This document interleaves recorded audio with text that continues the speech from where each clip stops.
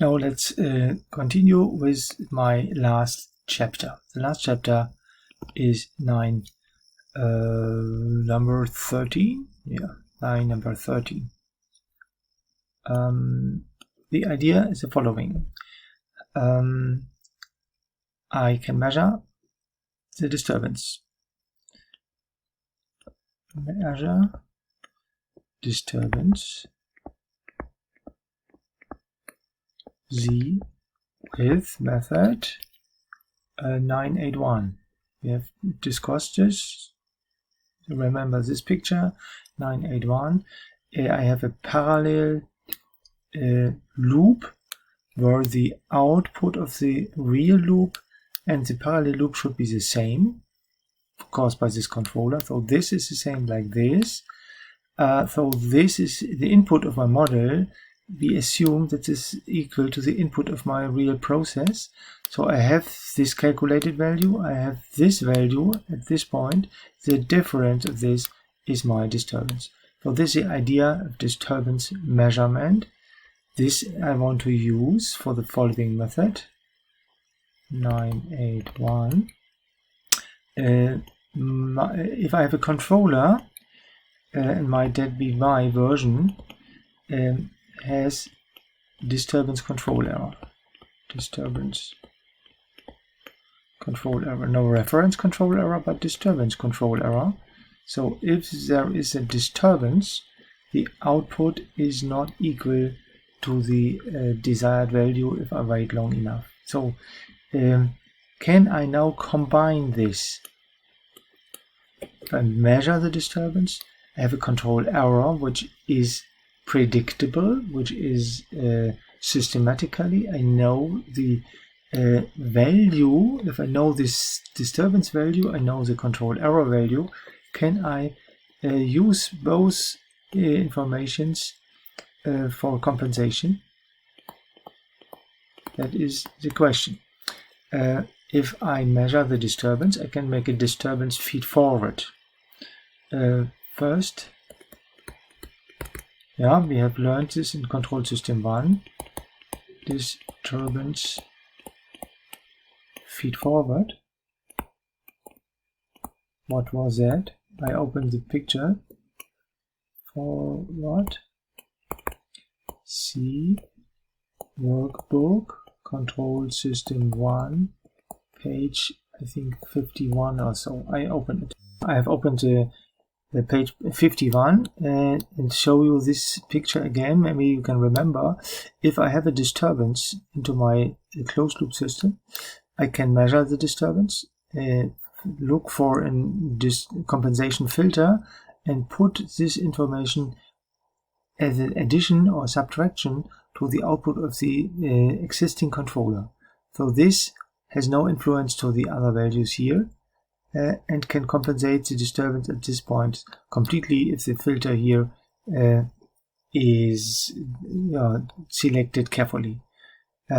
This is not possible in my situation, because then if I use this value and add to this point, then this destroys my measurement itself. So it is not possible. Disturbance feed forward can be excluded because this is a negative influence to my disturbance measurement, and I need the disturbance measurement to have a disturbance feed forward. So the disturbance feed forward can be excluded. I have to look for another idea. I have found it,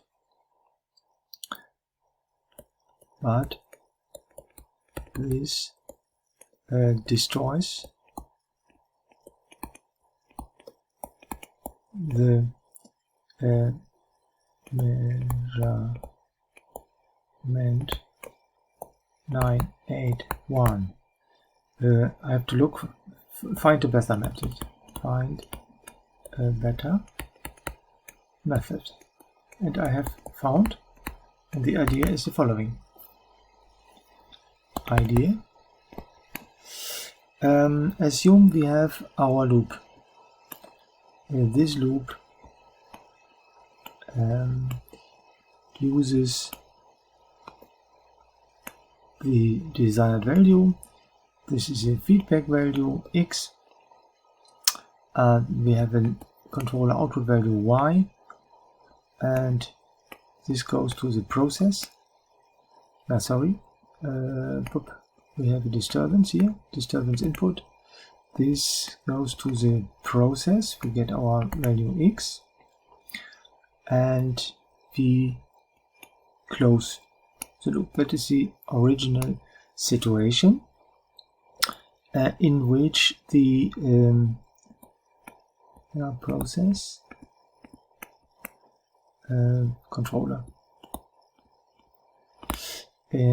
in which we want to compensate z. If this is a PFC controller and we have a disturbance here, doesn't matter, this influence after some steps is 0.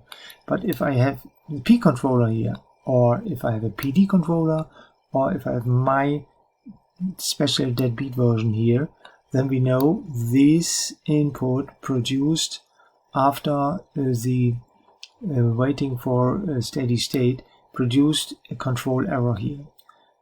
So we can say, okay, output, this is independent of my W. If we assume at first desired value is 0, we know output is disturbance x of t goes to infinity is influenced by my disturbance multiplied with the disturbance gain. I call this Gz. There is, my controller version of course has an influence to the disturbance. There is a reduction of the influence of the disturbance at the output, but the Gz should be 0, then the output is not influenced by my disturbance. This is the case in a PI controller or PID controller or PFC controller of Mr. Richarly. Then the disturbance gain is 0, but in my case the disturbance gain is not 0. But now, if I know this disturbance gain and I measure the disturbance, that is now the idea, note, out of my controller algorithm we have 9.8.1 measurement of the, say, star, which is, I have to show you, this is only equal z if I wait long enough, if I have wait for the transitions. So this is a measurement value which should reach after many steps the final value. Okay, if I know this with the method 981 and I can calculate the Gz, then I do the following. I multiply my measurement value with Gz, then I filter this. I will explain later why I have to use a low pass filter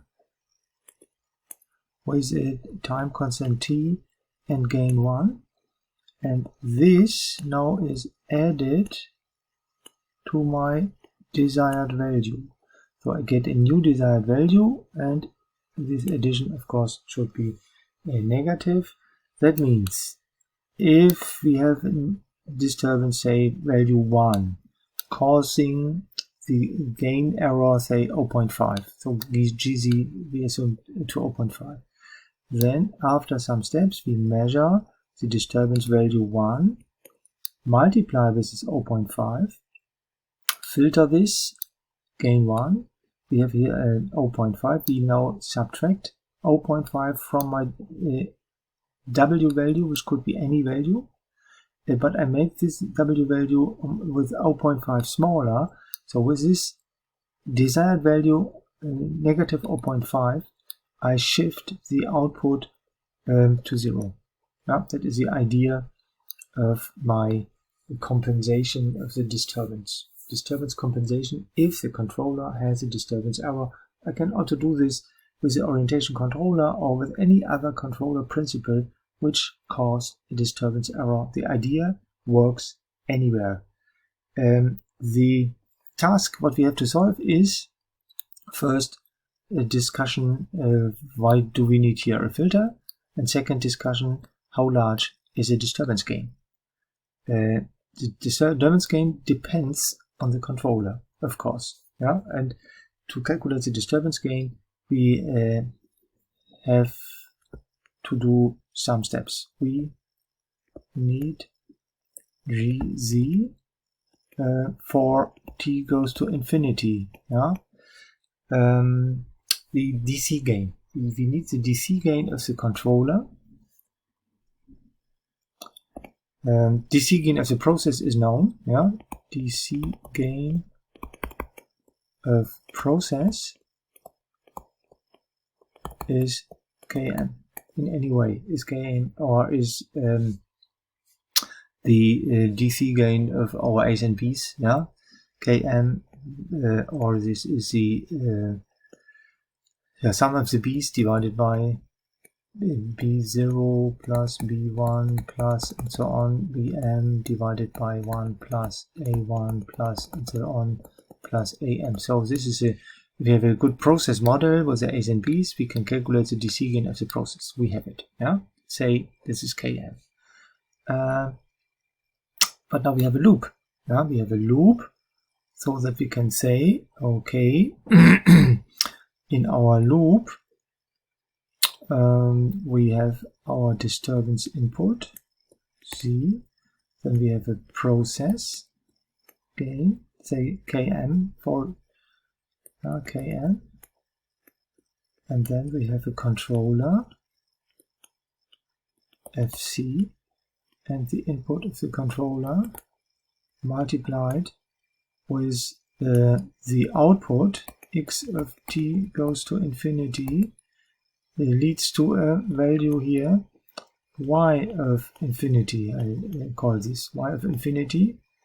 And now we can calculate the Gz of this closed loop system. Gz is, and now we use the control system 1 simple reduction of signal block diagrams. Gz is forward block is Km, the gain Km divided by 1, and now this is a positive feedback, minus the Km multiplied with Fc of 0. Now this is P is 0 or T goes to infinity, which is the same. This is the disturbance gain of a closed loop system in any case. Yeah, it is the DC gain of the process divided by 1 minus DC gain of the process times DC gain of the controller. If we have a negative feedback, here's a plus sign. Here we have, in this case, positive feedback. The x value goes directly to the y value. So we have to know to check how large is the DC gain of my controller. The DC gain of the controller can normally be calculated if we have the f of p, we set p0, if we have the f of z, we set z to 1, but our dB by has no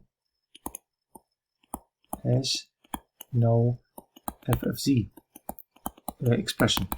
So we cannot set f of z is 1, so we have to find another way to calculate the DC gain of the controller, to calculate the disturbance gain of my for my disturbance compensation. Yeah.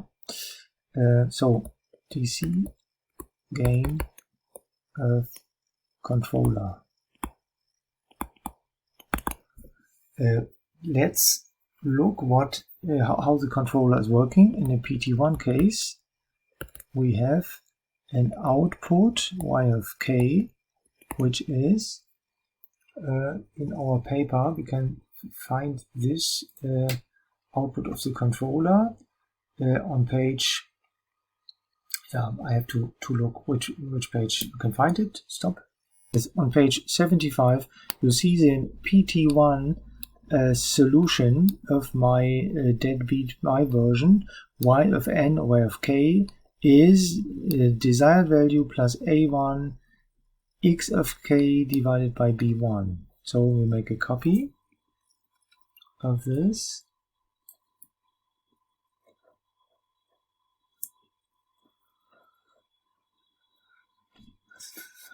So, warte mal. So.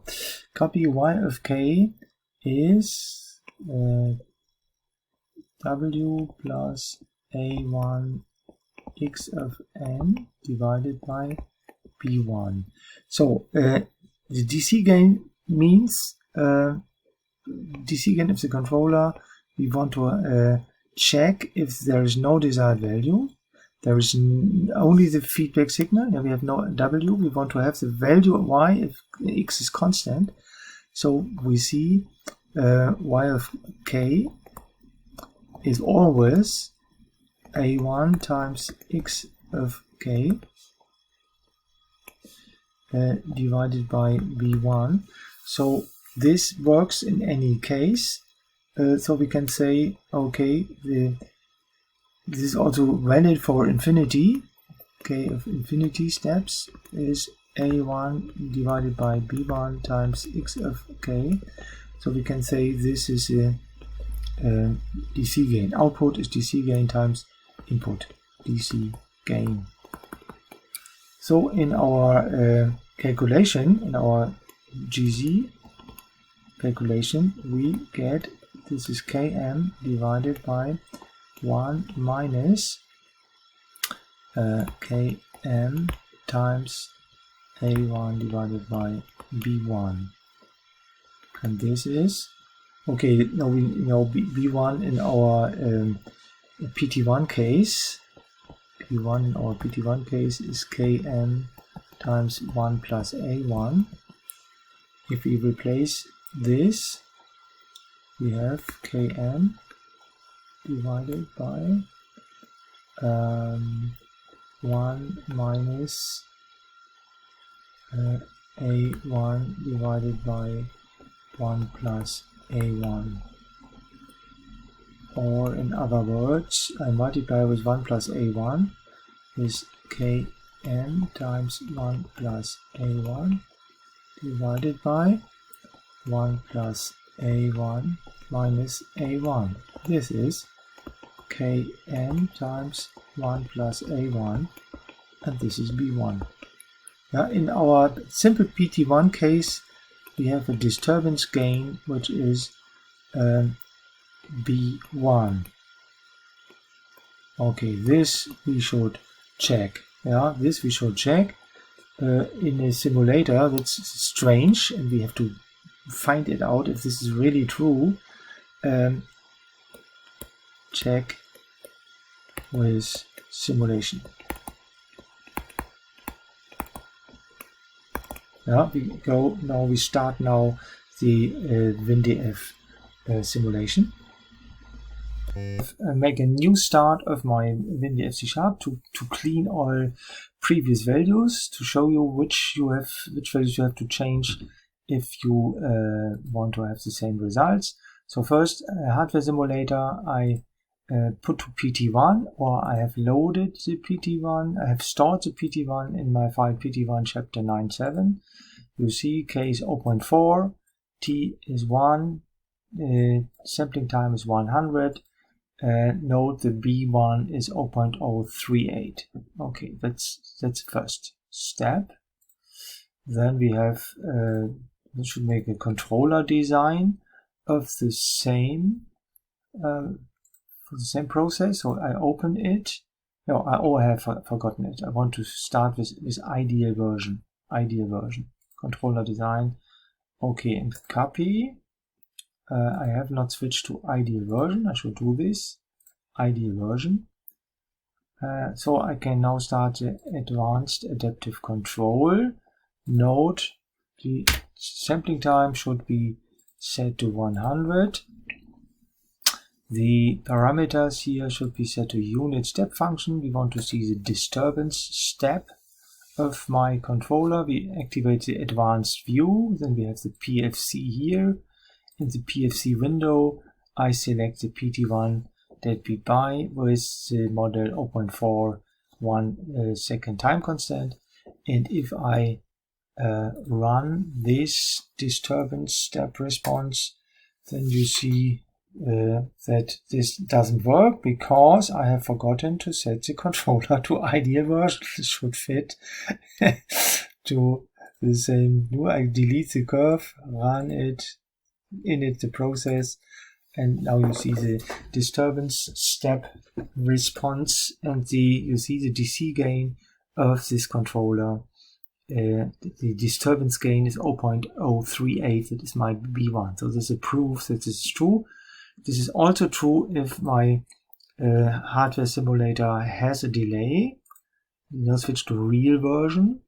Of course, then I have to switch the design also to real design, controller design. Okay, copy. And finally, I have to go to advanced control. And here I have also to switch to real version. Then I want to see again the disturbance step response. And to see here's the delay. The influence of the disturbance is larger because the compensation comes later. But you see, if I wait long enough, and I can extend this to 50 points, run, and if I wait for 5 seconds, then you see finally here the 0.038 is the same value. So independent of delay, the DC gain is still 0.038. Okay, so far we know at this time the Csii value, and now we can make the disturbance compensation. We add now the negative measured Z value to my reference value, and look what happens in my case. So this is programmed. So I want to show you how this works. First, again, last curve away, parameters, first ideal version, hardware simulator to ideal version.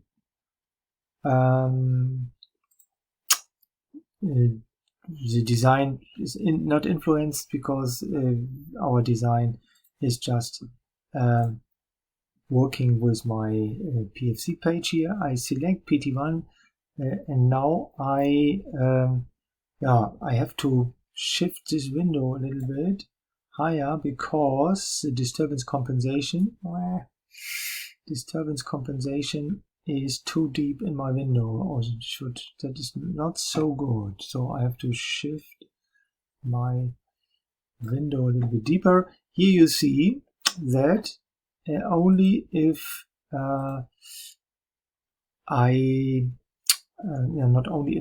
here is the options for my dB by, and here is the disturbance compensation check button. If I click this, automatically this measured disturbance multiplied with my measured Csii value is added negatively to my disturbance value, and look what happens if I run now my disturbance response. 20 points are enough. I run it in a process, calculate this, and you see this disturbance compensation is ideal. After one step, we add the Csii value with my measured disturbance, and the final value is 0. So this is an absolutely ideal situation, ideal version, PT1 process that we buy with PT1 version. This works very properly, but this doesn't work if there is a delay. So we have to do some steps to come to a good solution if there is a delay in my situation. So I show you the same situation, and then we can discuss alternatives. If my hardware simulator switch to real version, then we have a delay of 1 sampling time. Now we also go to design of the controller. Better is also real version, controller design, okay, copy. And finally we have our advanced control box.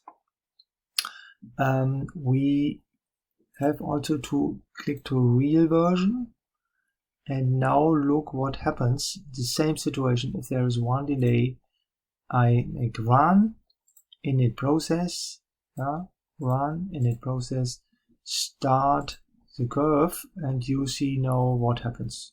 The situation is that case that here this works good, but now you see here this runs away. So the loop now is unstable. This comes from the fact that my disturbance measurement now is coming too late. I can show you the disturbance measurement signal with preparation in my program. I have here a method. I found a method how to display the disturbance. We have shown this. I activate the second curve here. Normally this should be the controller output because this is most interesting. But now in my disturbance compensation, I want to display instead of my XR in the checkbox the measured disturbance. And now look what happens first without disturbance compensation. Without disturbance compensation, we see the following situation. Run init process. Now I start this curve. We see the orange curve here. The orange curve is my measured disturbance. So after 5 steps, the measurement is okay, but here you see the disturbance measurement goes nearly to a double value caused by the delay, caused by this method. My disturbance is not good. The measurement is not good, and I cannot directly use this value because if I compensate this, you will see this influence again my measurement, and this caused instability. So this is a reason why I have added a filter. If I now compensate this curve, I now add a disturbance filter. That means now I make the average value of 4 measurements. What happens now in this situation with my curve? You will see I restart this process. I throw away all curves, start this measurement, and now you see the red curve is now the measured disturbance filtered in a good way, and you see the final value is 1. So the measurement comes after 20 steps to a good measurement of the disturbance. And you see here the disturbance measurement. I delete the last curve and I make a zoom, an automatical zoom. This now is my disturbance reaction on my curve, and you see after 2 seconds or more this is really a good compensation. So with this method and additionally a filter for my disturbance measurement, I get a correct disturbance measurement. So I have improved my controller type in that way that the disturbance error is also removed. Unfortunately, this is also an influence to the reference step response. So in each case, because the disturbance measurement also can influence, I have a feedback. I measure always the disturbance. If there's no disturbance, if there is a reference step response, there also can be an output signal of my disturbance measurement which influences the reference step response. I will show it in the following way. I remove these curves. I remove also this display. I want only to see the reference step response now of unit step function with my PT1, which is an ideal reference step response without disturbance compensation. But now you see run init start. Now the resulting curve is a little bit destroyed. Note that the output reaches the final value after exactly 4 steps in normal case, and the disturbance compensation now makes a small overshoot, undershoot. Okay, I think this can be accepted. So the reference behavior is a little bit worse, but the disturbance behavior is much improved. So defined by your situation, defined by your project, defined by the task of this controller, you have to decide, is really is this necessary to compensate the disturbance? Then you have to make compromises between a good reference behavior and a good disturbance behavior. Yeah? An optimal case in both situations is not possible, so you have to play with these parameters to optimize this controller type. Okay, so far, stop.